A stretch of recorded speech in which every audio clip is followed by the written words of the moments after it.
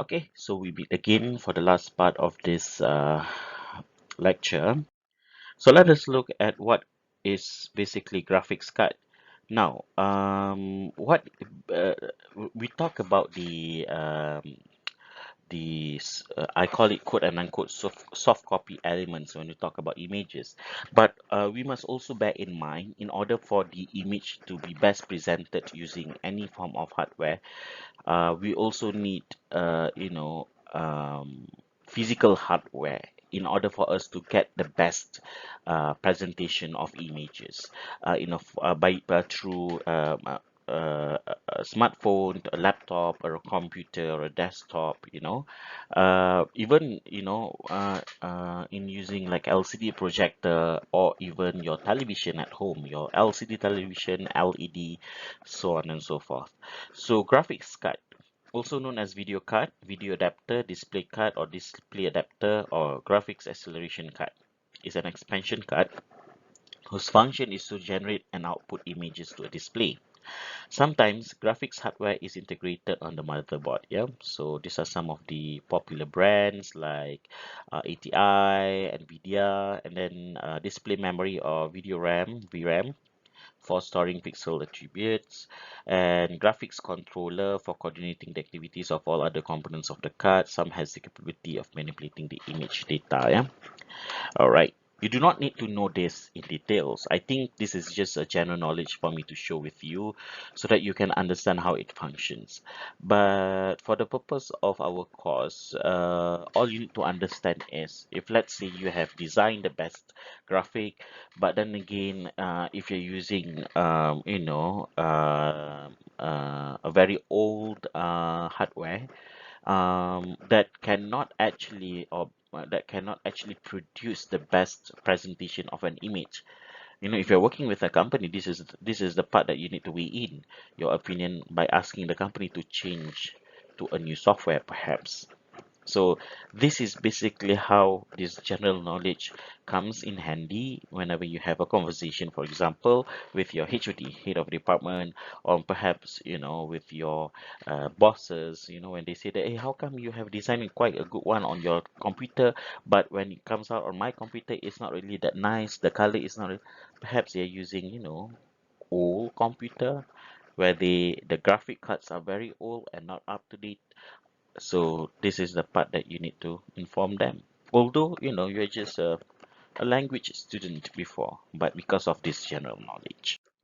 Okay, so we also have graphic softwares. Now, when we talk about graphic softwares, the purpose is for either to paint or to draw or to edit an image. Yeah. So I think, inshallah, next week I'll be giving you a small tutorial on how to use Adobe Photoshop, in order for you to image tools. It is not a requirement, but then again, I know that purchasing these tools is pricey. However, we have students of your ATM, if you register, you can actually have this downloaded on your laptop for free. But I will explain that later, not this week. Yeah. Okay. Graphic file formats can be in JPEG, Joint Photographer Experts Group. It supports 24-bit, colors, and also plugs in. The rest you can read on your own. Very straightforward. So an example, yeah, low quality, high compression, high quality but low compression. Graphic file format, we also have graphics interchange file format. Some people pronounce this as GIF, others would pronounce this as GIF. Both pronunciations are acceptable because uh, the notion of pronounce this as GIF, because the word graph is G instead of J. We don't say graphic interchange file format, we just say graphic, so G. So that's why some pronounce this as GIF. But another part of the world, group of people had started pronouncing GIF instead, and it has been that way for uh, quite some times, and it has been accustomed to the rest of the people around the globe. So both pronunciations are acceptable. Okay, so we also have animated GIF. I think everyone knows now. Almost every text messages applications like Instagram, um, WhatsApp, Telegram, even Facebook, even social media, because social media contains text messages element in it, you know. As long as there's a form of text element, animated GIF is available. And of course, we have PNG, portable network graphics. Now, PNG is a bit different than JPEG. PNG, it can be from fully transparent to fully opaque. So that's why if you want to save your photo, best for you to save your photo in PNG if you want to have better resolutions or if you want to have better representation of your images. But it is of high resolution, which means the size of the file is bigger. Now, let us look at the follow-up activity. Now, what I want you guys to do is just go according to these instructions, yeah? Number one, I would like you to look at some of the video tutorials, there are 12 of them, on working with graphics. Please refer to the given link. And then the next is I would like you to create a Facebook cover photo that portrays your gratitude and appreciation to the frontliners. Now, since we are actually in this, phenomena of or under the situation or circumstance of COVID-19, I would like you to create a Facebook cover photo that actually portrays your gratitude, your appreciation to the frontliners. Okay, so your job is to create, this is your task, to create a Facebook cover photo. Simple as that, yeah. But the theme is, of course, is to show your gratitude and appreciation to the frontliners. You must at least utilize four. So if you refer to the video tutorials, there are about 12 techniques. 12 techniques that you can actually manipulate in graphic designing. So I want you to only utilize four. Okay, only utilize four. And upload your Facebook cover photo.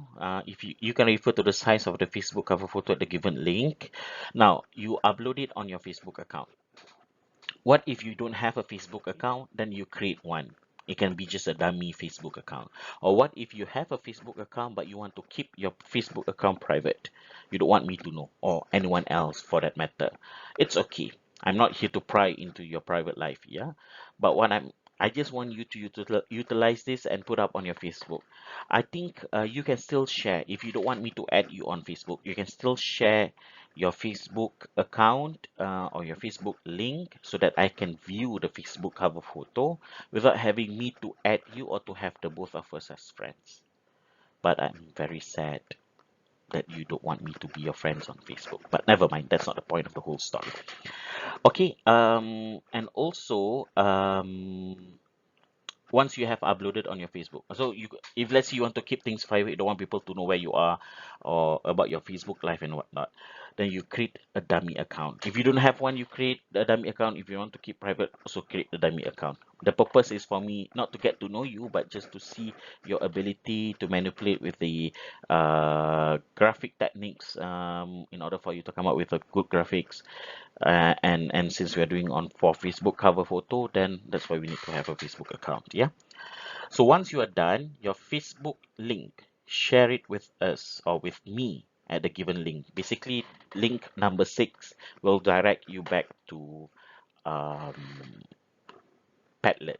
So you can actually share your link, and we'll have like an array of links of your Facebook accounts, and everyone get to see how you actually come up with, graphic photos, Facebook cover photo. Now I want you to upload on Facebook account because I want it to be there.